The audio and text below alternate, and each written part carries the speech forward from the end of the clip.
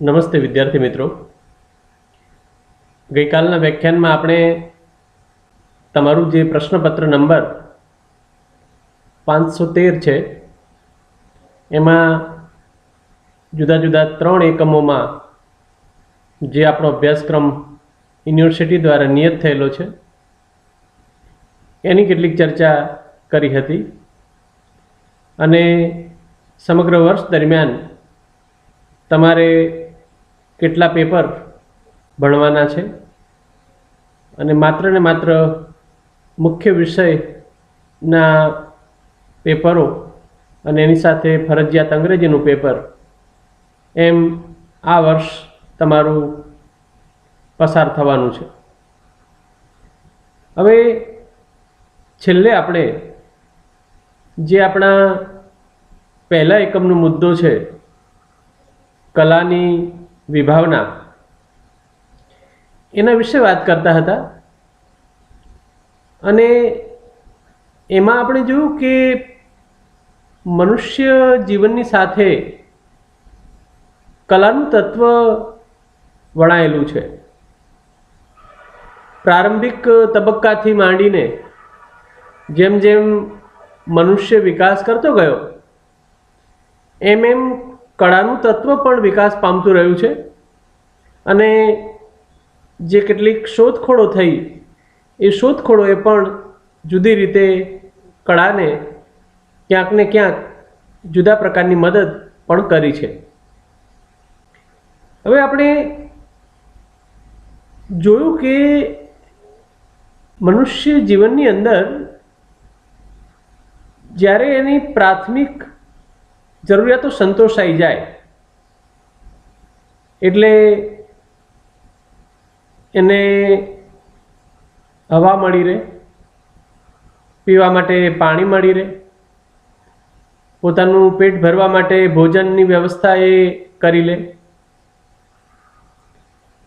હવે આ જરૂરિયાતોથી મનુષ્યનું જીવન તો ચાલે છે, કંઈ એમાં મુશ્કેલી નથી પડતી। એ પોતાના અસ્તિત્વને ટકાવી રાખવા માટે આ પાયાની જરૂરિયાતો જ્યારે એને મળી જાય છે ત્યારે એનું જીવન તો સડસડાટ ચાલે છે, પણ છતાં આ બધું જ પ્રાપ્ત કરી લીધા પછી પણ એના હૃદયમાં કલા પ્રત્યેનો એક જે ઝુકાવ છે એ સતત આપણે જોતા આવીએ છીએ। હવે માત્ર કંઈ આ મનુષ્યના સંદર્ભમાં જ આ વાત આમ જોવા જઈએ તો નથી રહેતી। આપણે જોઈએ છીએ કે સુગરી જ્યારે માળો બાંધે છે ત્યારે એ પણ કેટલો કલાત્મક માળો ગૂંથે છે। હવે એની પાછળ એના બચ્ચાનું રક્ષણ સારી રીતે થાય એ ભાવ તો ખરો જ, પણ સાથે સાથે એમાં સૌંદર્યમયતા જાણે કે જાણે પણ સુગરી પોતાના માળામાં મૂકે છે। એટલે ઉપયોગિતાના તત્વથી જ્યારે ઉપર ઉઠીને માણસ વિચાર કરે છે, જ્યાં ઉપયોગિતાનું તત્વ પૂરું થાય છે એમ કહીએ, અને ત્યાંથી જુદી રીતે આ કલાની શરૂઆત થાય છે। એટલે આપણે જોયું છે કે જ્યારે જ્યારે મનુષ્ય જીવન ઠરીઠામ થયું છે, જ્યારે જ્યારે સામાજિક જીવનમાં અરાજકતાઓ ઓછી હોય છે ત્યારે હંમેશા કળાને પ્રોત્સાહન મળતું હોય છે અને કળાનો વિકાસ થતો હોય છે। એટલે જુદા જુદા કાલખંડમાં પણ આપણે જોઈએ છીએ કે જ્યારે જ્યારે સામાજિક અરાજકતા ઓછી હોય છે એવા સમયમાં કળાઓ સારી રીતે વિકાસ પામતી હોય છે। તો ઉપયોગિતાનું તત્વ પૂરું થયા પછી મનુષ્યને કશી ખોજ એ આનંદની કે જેના દ્વારા એક વિશિષ્ટ પ્રકારની આનંદની અનુભૂતિ કરી શકે છે, એવા વિશિષ્ટ પ્રકારના આનંદની અનુભૂતિને માટે એ પેલા કળા તત્વ પાસે જાય છે અને કળા તત્વ દ્વારા એ આનંદ પ્રાપ્ત કરે છે। કલા પ્રક્રિયા મનુષ્યની એક આંતરિક જરૂરિયાત છે, અથવા એમ કહીએ કે એક ચિત્ત માટે અને આનંદને માટે એની બહુ જ મોટી આવશ્યકતા એ અંદર પડેલી હોય છે. હવે આપણે જોઈએ છીએ કે મનુષ્ય પોતાનું જે મકાન બનાવે છે, હવે મકાનનું કામ અથવા એનો ઉપયોગ તો ટાઢ, તડકો, વરસાદ કે કુદરતી કોઈ આફતો સામે મનુષ્યને સલામત રીતે રહી શકે એ માટેની એક વ્યવસ્થા મનુષ્યએ વિકસાવી. હવે 4 દિવાલો ઉપર એક છાપરું બનાવી લે તો એમાંય રહી શકે, અને આ બધા પરિબળોથી એને રક્ષણ પણ મળે. પણ આપણે જોઈએ છે કે કેવળ મનુષ્ય 4 દિવાલો કે ઉપર છાપરું બનાવીને સંતોષ નથી માની લેતો. એ મકાનોની જુદી જુદી પ્રકારની ડિઝાઇન વિચારે છે, એને સુશોભિત કેવી રીતે કરી શકાય એ માટેના વિવિધ જે એની પાસે જેટલા ઉપલબ્ધ છે તેટલા પ્રયત્નો એ જુદી જુદી રીતે કરે છે, અને એ રીતે પોતાના મકાનને એ શણગારે છે. આપણે જોઈએ છીએ કે કપડાં માણસ પહેરે છે ત્યારે પણ કપડાં શરીરને ઢાંકે છે, એની સૌથી મોટી જે મનુષ્ય જીવનને ઉપયોગી બાબત છે. પણ એમાં પણ આપણે જોઈએ છીએ કે કેટલા જુદા જુદા પ્રકારની ડિઝાઇન, કેટલી જુદા જુદા પ્રકારની શૈલીઓ વિકસતી ગઈ છે. તો એ બતાવે છે કે કેવળ ઉપયોગિતાનું તત્વ જ મનુષ્યને પૂરતું નથી. ઉપયોગિતાના તત્વથી ઉપર ઉઠીને પોતાની આંતરિક જે જરૂરિયાત છે, કશીક વિશિષ્ટ ખોજ છે, એની કંઈક વિશિષ્ટ આનંદ એ દ્વારા જે પ્રાપ્ત કરે છે, ચિત્તને જે આનંદ મળે છે, એમાં પણ જુદી રીતે કલાનું જે તત્વ છે એ ઉજાગર થતું હોય છે. હવે આપણે જોઈએ છીએ કે સમગ્ર સંસારમાં જુદા જુદા પ્રકારની કળાઓ એ વિકસી છે. જ્યાં જ્યાં આવશ્યકતાઓ જે પ્રકારની મનુષ્યને ઊભી થઈ એ પ્રકારની કળાઓ પ્રારંભમાં ઉપયોગિતામાંથી પછી એને એમાંથી બહાર આવીને એ વિકસતી ગઈ એવી કળાઓ પણ છે. કેટલીક કળાઓમાં ઉપયોગિતાનું તત્વ એ આપણે આમ સીધી રીતે જોઈ પણ ન શકીએ એટલું સૂક્ષ્મ છે, એટલે એવી કળાઓનો વિકાસ પણ જુદા જુદા તબક્કાઓમાં થયો છે.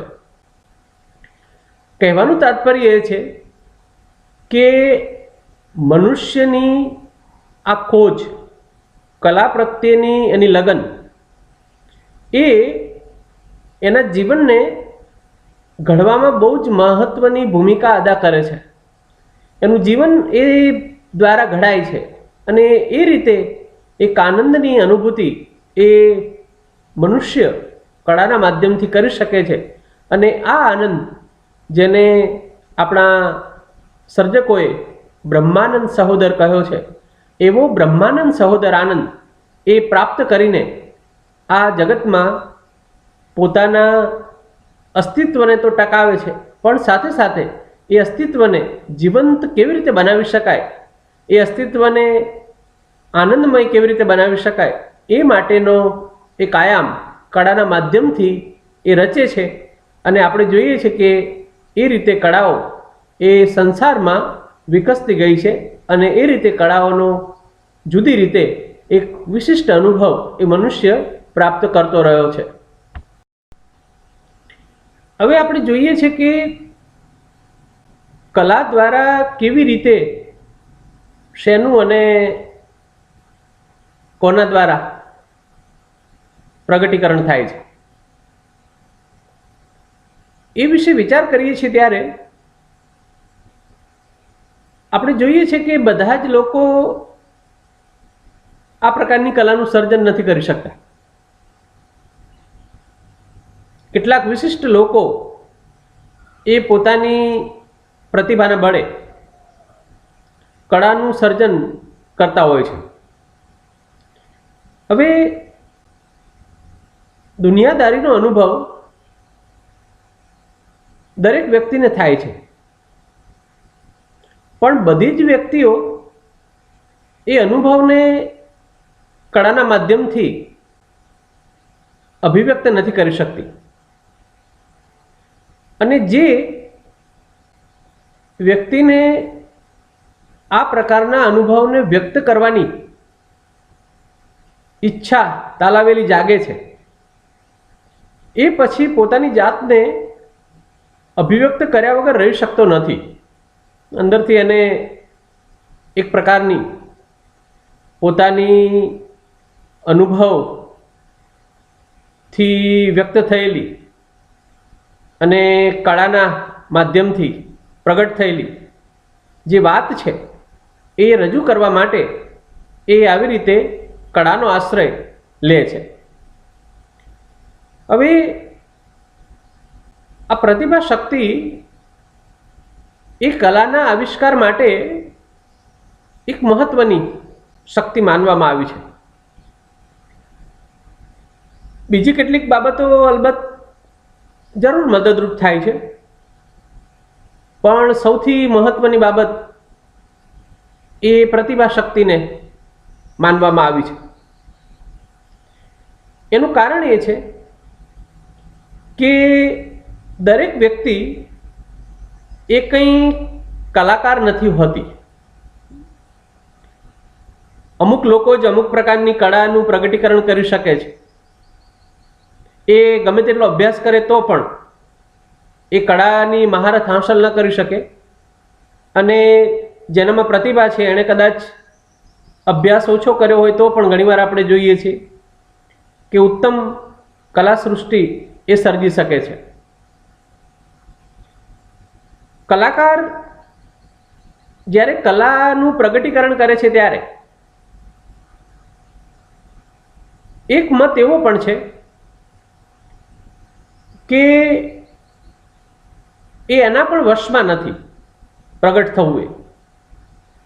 એટલે ધારે કે મારે આના વિશે કંઈ વાત કરવી છે અથવા તો મારે આના સંદર્ભમાં કોઈ કલાકૃતિનું સર્જન કરવું છે, એવો આમ આયાસ કરે અથવા તો પોતે એ પ્રકારનું મનોરથ સેવે કે આજે હું આના વિશે કંઈ કલાકૃતિનું સર્જન કરીશ, તો કદાચ એ બહુ ઓછા વખતે સફળ થાય છે એમાં. અને આ સંદર્ભમાં આપણા જાણીતા કવિ સુંદરમ પોતાનો એક અનુભવ આપણને કહે છે કે આ કળાનું તત્વ કેવું તો છટકણું છે કે માણસના હાથમાં ધારે તો પણ આવી શકતું નથી. એના સંદર્ભમાં એમણે જે વાત કરી છે એ જોવા જેવી છે. જુઓ શું કહે છે: મને એવી અભાન સભાન ક્ષણોમાં એક ખેતરની વાડ પાસેથી બુદ્ધના ચક્ષુ આવી મળ્યું. એ લખાઈ ગયું ત્યારે તે ગમેલું ખરું. આખી માનવતાને આકંઠ પી લીધી હોય એવો એક તૃપ્તિનો અનુભવ થયેલો. પણ બકર ઠાકોરને હાથે એની ઉત્તમતાનો પુરસ્કાર થયેલો જોયો ત્યારે હું એક અકળ પ્રસન્નતામાં શાંત બની ગયો અને કવિતાની સૂક્ષ્મ સાધનાના બીજ ત્યાંથી મંડાયા. આપણને કવિતા લખતા આવડે છે. સારી કવિતા લખવી જોઈએ, ઉત્તમોત્તમ લખવી જોઈએ, મહાકાવ્ય લખવું જોઈએ. એ રીતે ચિત્તવૃત્તિ સ્ફુરિત થવા લાગી અને બારીએ બેઠા બેઠા બુદ્ધના ચક્ષુને ટપી જાય તેવું કાવ્ય ગાંધીજી વિશે લખવાનો સંકલ્પ જાગ્યો. લખવા માંડ્યું. લખ્યું. ગાંધીજીની વય જેટલા શ્લોકો ગણી ગણીને ગોઠવી ગોઠવીને લખી નાખ્યા. અને જ્યારે આ બધું ફરીથી વાંચવા બેઠો ત્યારે જણાયું કે એમાં બધું હતું. સમર્થ શિખરીણી છંદ હતો, અલંકારો હતા, ભાષા વિશારદની ભાષા હતી, વીર્ય અને શૌર્યની પ્રશંસા હતી. માત્ર એક જ વસ્તુ ન હતી અને તે કવિતા. એ કાવ્ય મેં રદ કરી નાખ્યું. આ સુંદરમનો બે જુદા જુદા કાવ્યો વિશેનો અનુભવ છે. એક કાવ્ય બુદ્ધના ચક્ષુ, સાવ અચાનક આમ સ્ફુરેલું, અને કવિ કહે છે કે ગમ્યું. અને જ્યારે બકટ ઠાકોરના હાથે એની પ્રશંસા થઈ ત્યારે તો એ વધારે આનંદમય લાગ્યું. હવે જુઓ કે એક સિદ્ધ હસ્ત કવિ પણ જ્યારે નક્કી કરે છે કે મારે ગાંધીજી વિશે એક ઉત્તમ કાવ્ય લખવું છે, પણ થયું શું? બધું જ છંદ આવ્યો, અલંકારો આવ્યા, વીર્ય અને શૌર્યની પ્રશંસા એમાં આવી, પણ છતાં કવિ કહે છે કે એમાં કાવ્ય નહોતું. કવિતા એમાં ન આવી શકી. એટલે કળા તત્વમાં કળાકાર પણ પોતાનું ધાર્યું નથી કરી શકતો. એ સહજ રીતે જ્યારે એ અનુભવ છે એ કોઈક ક્ષણે આમ અચાનક પ્રગટી જાય છે. અને ત્યારે ઘણી વખત તો એની કવિને પણ ખબર નથી હોતી કે આ કેવી રીતે થયું અથવા તો આ કેવી રીતે આવી ગયું. એટલે ઘણા બધા સર્જકોએ પોતાના અંગત અનુભવોમાં એમ કહ્યું છે કે અમે જ્યારે આ સર્જન કર્યું ત્યારે અમને પોતાને પણ એ ખબર નહોતી કે આ રીતે આવશે આ વસ્તુ બહાર. આમ સહજ રીતે એ વસ્તુ અમારામાં પ્રગટ થઈ અને એ આવી રીતે અમે ભાવકો સમક્ષ મૂકી છે. અમે પોતે પણ એનાથી અજાણ હતા જે સમયે એનું પ્રગટીકરણ થયું એ સમયે.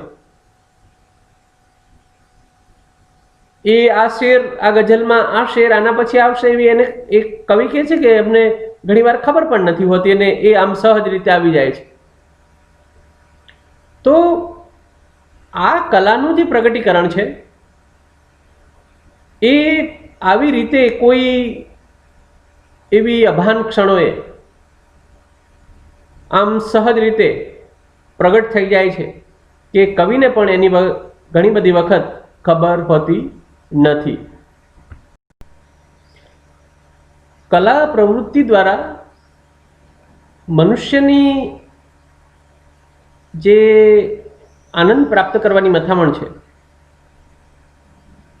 એ કલા સાથે જોડાયેલું મુખ્ય પ્રયોજન રહ્યું છે. અને આપણે આરંભમાં પણ જોયું તેમ કે જ્યારે ઉપયોગિતાના તત્વની શરત પૂરી થઈ જાય છે ત્યાંથી કલાનું તત્વ શરૂ થાય છે એમ કહી શકાય. એટલે જ્યાં માની લો કે કોઈ મકાન છે અને એમાં પ્રાથમિક જે જરૂરિયાતો માણસને જોઈએ એ પૂરી થાય પછી એને એમ થાય છે કે બરાબર છે, આ તો થઈ ગયું, પણ હવે એમાં વિશેષ શું કરી શકાય, એને કયો રંગ હું કરું તો એ વધારે ઉઠાવ આપશે, અથવા તો ઉપર કેવા પ્રકારની ડિઝાઇન કરું તો એ વધારે આકર્ષક લાગશે, એ વિશે મનુષ્ય વિચારે છે. અને ઘર એ કેવળ આ બધી કુદરતી મુશ્કેલીઓથી બચાવનારું કોઈક તત્વ નથી રહેતું, પછી એને માટે આનંદ આપનારું એક નિવાસસ્થાન બની જાય છે. એટલે આ વસ્તુ આપણે જોઈએ છીએ કે કલા તત્વ સાથે જોડાયેલી છે, પણ એની સાથે સાથે કલાના સંદર્ભમાં આપણે ત્યાં બે પ્રકારની ચર્ચાઓ મુખ્યત્વે થઈ છે. એક પક્ષ એમ માનતો રહ્યો છે કે કલા ખાતર કલા, અને બીજો એક પક્ષ એમ માનતો રહ્યો છે કે જીવન ખાતર કલા. કલા ખાતર કલા એમ માનનારો જે પક્ષ છે એ માત્ર ને માત્ર કળા પાસેથી કળાની જ અપેક્ષા રાખે છે. કળા એ માત્ર ને માત્ર આનંદનો અનુભવ કરાવવાનો છે, અને જીવન સાથે જે લોકોએ કલાને જોડી છે એ લોકો એમ માને છે કે કળાએ આનંદ આપવાનું કામ તો કરવાનું, પણ સાથે સાથે જીવનને શણગારવાનું, જીવનને સુધારવાનું, જીવનને ઉદ્દાત્ત બનાવવાનું એ કામ પણ કરવાનું છે. એટલે આપણે જોઈએ છીએ કે આ બે પક્ષ પોતાની જુદી જુદી વિચારધારામાં માને છે, અને દરેક પક્ષ પાસે પોતપોતાની દલીલો છે. દરેક પક્ષ પોતપોતાના કેટલાક જે કળા સાથે જોડાયેલા તત્વો છે એની વાત કરીને પોતાની વાતને સિદ્ધ કરવાની મથામણ કરે છે. અલબત્ત આપણે જોઈએ કે કળાનું પ્રયોજન આનંદ તો ખરું, પણ સાથે સાથે જીવનથી એ પોતાને અળગી કરી લે, અથવા તો જીવનની કોઈ ચિંતા ન કરે, કે મનુષ્ય જીવનને કોરાણે મૂકીને માત્ર ને માત્ર આનંદની અનુભૂતિ કરાવવા માટેનો પ્રયત્ન કરે, તો એ પણ સ્વાભાવિક રીતે કળાને માટે કોઈ શ્રેષ્ઠ પરિસ્થિતિ નથી. એટલે કળા આનંદની અનુભૂતિ પણ કરાવે અને જીવનની વાત પણ કરે, એવું કોઈ સર્જન એ ચિરંજીવ બની શકે છે, અથવા તો બન્યું છે, આપણે જોઈએ છીએ. અને કળાનો પ્રભાવ દરેક તબક્કે મનુષ્ય જીવન ઉપર જાણે કે અજાણે પડ્યા વિના રહ્યો નથી.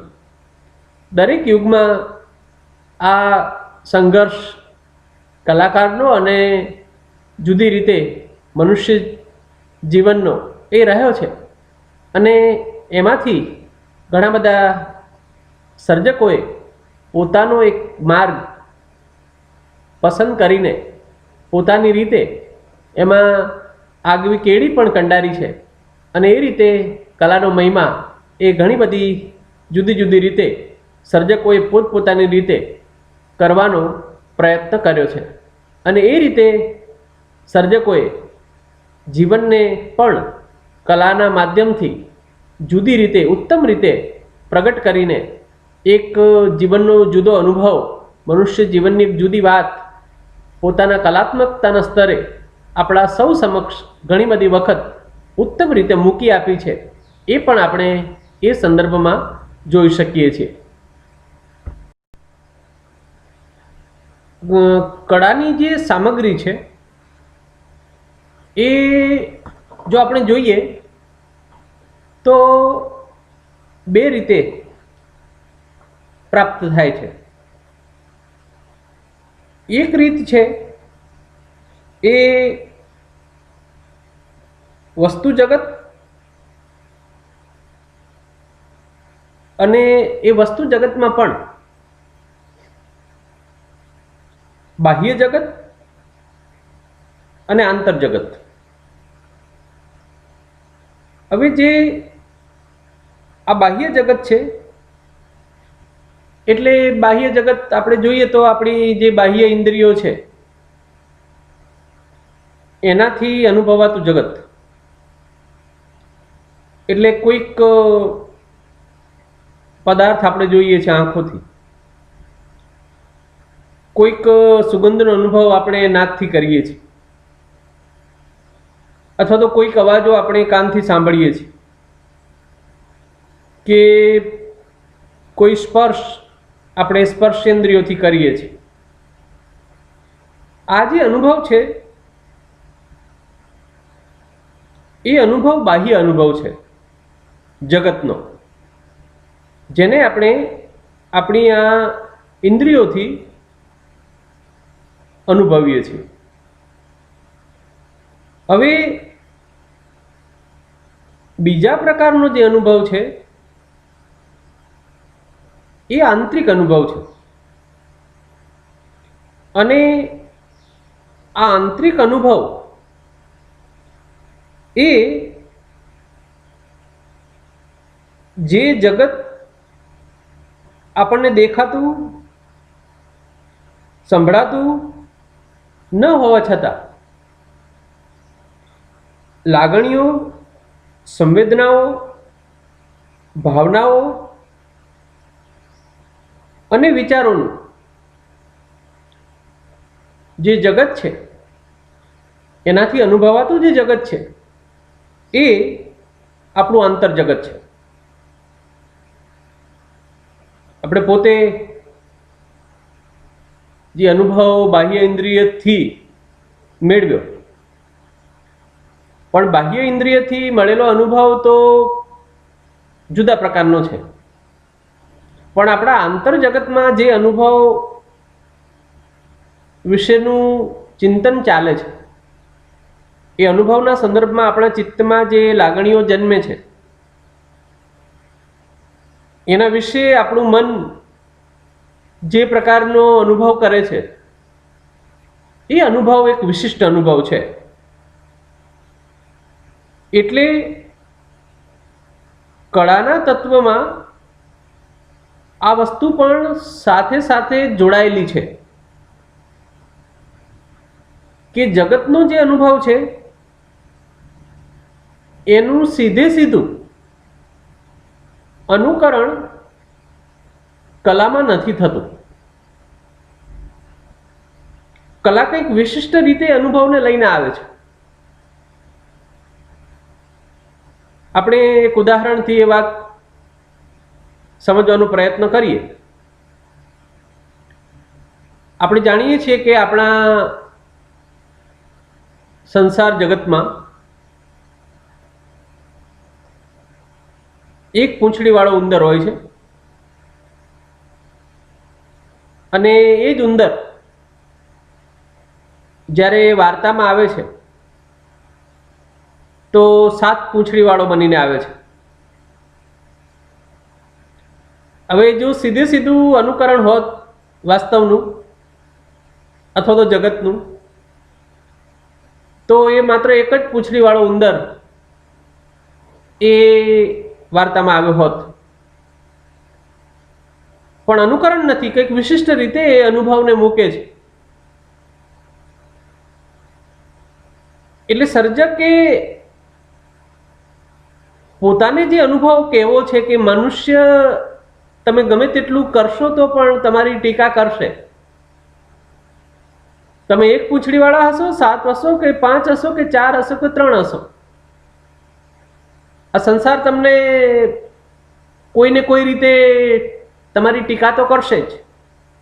તમારી પૂંછડી નહીં હોય ત્યારે પણ તમને પૂંછડી વગરનો છે એમ કહીને પણ ધુતકારશે.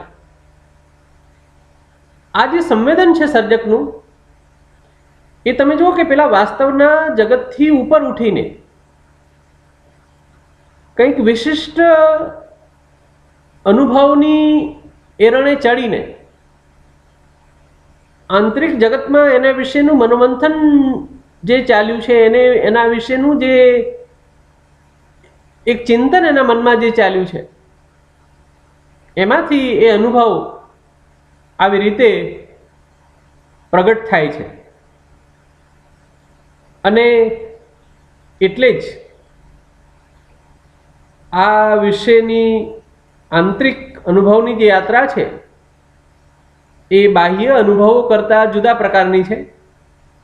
અને કળાના પ્રગટીકરણને માટે એ આંતરયાત્રા એ કદાચ બહુ મહત્વની છે કે બધાને થયેલો જે બાહ્ય ઇન્દ્રિયોનો અનુભવ છે, પણ સર્જકને જે આંતર ચેતનામાં થતો અનુભવ છે એ જ એને કલાના પ્રગટીકરણ માટે મહત્વની ભૂમિકા અદા કરે છે. એટલે આ સંદર્ભમાં આપણે જોઈએ છીએ કે વર્ષફોલ્ડ નામના એક વિવેચક એ એટલે જ કલાને યથાર્થનું મનોગત આલેખન એમ કહીને ઓળખાવે છે. અને એ કહે છે તેમ કે art is the presentation of the real in its mental aspect. આ એમનું કળાના સંદર્ભમાં થયેલું વિવેચન છે. તો મનની અંદર જે યથાર્થ, જે વાસ્તવ છે એ કેવી રીતે ઝીલાય છે અને પછી એનું પ્રગટીકરણ કેવી રીતે સર્જક કરે છે, એના ઉપર એ કળાકારની જે સર્જકતા છે એનો આધાર રહેલો છે, એ આપણે જોઈ શકીએ છીએ. વર્ષફોલ્ડે જે યથાર્થનું મનોગત આલેખન એવી વાત કરી, એવી જ રીતે બીજા એક વિવેચક હર્બર્ટ રીડ એ પણ કલાની વ્યાખ્યા આપતા એમ કહે છે કે રંગ, રૂપ, રેખા, આકૃતિ કે વાણીમાં મનના આવેગોની કે ભાવોની અભિવ્યક્તિ એટલે કલા. અને હર્બર્ટ રીડ પણ એક રીતે તો મનના આવેગોની વાત કરે છે. એટલે જે વાત આપણે વર્ષફોલ્ડના સંદર્ભમાં જોઈએ એ જ વાત જુદી રીતે અહીંયા પણ લાગુ પડી શકે છે. એટલે કલાનું તત્વ આ રીતે એક આંતરિક અનુભવની નિષ્પત્તિ છે એમ કહી શકાય. એટલે કોઈ પણ સર્જકને બાહ્ય જગતનો જે અનુભવ મળે છે એ અનુભવ એની પ્રતિભાના બળે એના ચિત્તમાં જુદી જુદી રીતે કલાનું તત્વ પામીને આપણી સમક્ષ પ્રગટ થાય છે. એટલે આપણે જોઈએ છે કે બધા જ લોકો આ જે આંતરિક અનુભવ છે એને પ્રગટ નથી કરી શકતા, અથવા તો એ દરેકની પોતાની જુદી જુદી ભાત છે એનું પ્રગટીકરણ કરવા માટેની. એટલે જે બાહ્ય રીતે દેખાતી વસ્તુ છે એ તો એક સમાન છે. દાખલા તરીકે કોઈ એક રોડ ઉપર થયેલો અકસ્માત આપણે જોઈએ છે તો એ ઘટના આમ સીધી રીતે બધાને માટે એક સરખી દેખાય છે, પણ પછી એ ભીતર જે એને વિશેનું મંથન ચાલે છે, એને વિશેની જે લાગણી જન્મે છે, અથવા તો એને વિશેનો જે વ્યક્તિનો પોતાનો અંગત અનુભવ છે એ જે એની સાથે જોડાય છે, એક વિશિષ્ટ રીતે કલા તત્વનું નિર્માણ પામીને બહાર આવે છે. તો આપણે જોઈએ છીએ કે આ રીતે કલા એ મનુષ્ય જીવનની સાથે શરૂ થયેલી અને પછી સતત વિકસતી રહેલી અને જુદા જુદા ઉતાર ચઢાવ પામતી રહેલી, જુદા જુદા અનેક પ્રકારના પ્રયોગો કરતી રહેલી એક એવી મનુષ્ય જીવનની સાથે જોડાયેલી કે જેને મનુષ્યને જુદી રીતે એક પ્રકારનો આનંદ આપીને એને જીવંત રાખ્યો છે આ જીવસૃષ્ટિમાં. અને બીજી બધી જ જીવસૃષ્ટિમાં આ કળાના માધ્યમને કારણે મનુષ્ય ઘણી બધી રીતે જુદો પણ પડે છે. એ કલાથી પોતાની જાતને આનંદમય બનાવે છે. એટલે દરેકની રસરૂચિ પ્રમાણે વધતા ઓછા પ્રમાણમાં માણસ કલાની નજીક જવાનો પ્રયત્ન કરે છે. એ પોતાના ઉપયોગિતાના ક્ષેત્રમાં પણ કલાના તત્વને બાદ નથી રાખી શકતો, જાણે કે અજાણે પણ. એટલે તો આપણે આરંભમાં પણ જોયું કે મનુષ્ય જ્યારે પ્રારંભિક અવસ્થામાં શિકાર કરતો હશે ત્યારે એને માટે જે ધનુષ્યનો ઉપયોગ એ કરતો હતો, તો એનાથી શિકાર તો થાય પણ એની સાથે સાથે ધનુષ્ય ઉપર કોઈ કોતરણી કરીને એને સુંદર બનાવવાનો પણ પ્રયત્ન એણે કર્યો છે. એ જે પાત્રો વાપરતો હતો એમાં પણ એણે કોતરણી કરી છે. એટલે જરૂરિયાતથી ઉપર ઉઠીને કશીક વિશિષ્ટ અનુભૂતિ આનંદની થાય એ માટેનો પ્રયત્ન એ કલાના માધ્યમથી જુદી જુદી રીતે કરતો રહ્યો છે. અને એ રીતે આ કલાનું શાસ્ત્ર એ આમ અટપટું છે, સંકુલ છે અને આમ જલ્દીથી આપણી પકડમાં ન આવે એવું છે. પણ આપણે જોઈ શકીએ છીએ કે જુદા જુદા પ્રકારની જે કળાઓ છે એ કળાઓ એ આ પ્રકારના શાસ્ત્રોથી પણ જુદી રીતે બદ્ધ થયેલી છે અને એ પ્રમાણે એમાં સતત વિકાસ થતો રહ્યો છે. અને આજે મેં તમને કહ્યું તેમ વિજ્ઞાન અને ટેકનોલોજીએ પણ કળાના પ્રગટીકરણ માટે પણ મદદ કરી છે. એના વિસ્તારમાં તો સ્વાભાવિક રીતે બહુ મોટી મદદ કરી છે. અને એ રીતે આજે કોઈ એક ક્ષેત્રમાં કામ કરતી વ્યક્તિ એ કેવળ કોઈ એક પ્રદેશ પૂરતી સીમિત નથી રહી, પણ જુદા જુદા સંદર્ભોમાં એની ઓળખ એ વૈશ્વિક બની ગઈ છે એમ પણ આપણે કહી શકીએ.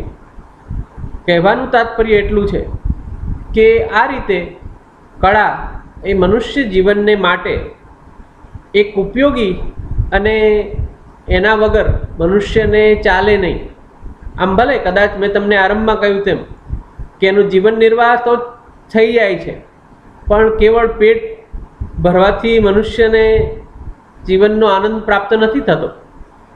એ કળા પાસે પહોંચે છે ત્યારે એની આંતરિક જે જરૂરિયાતો છે એ કળાથી સંતોષાય છે અને ત્યારે એક વિશિષ્ટ અનુભવ એ પ્રાપ્ત કરે છે.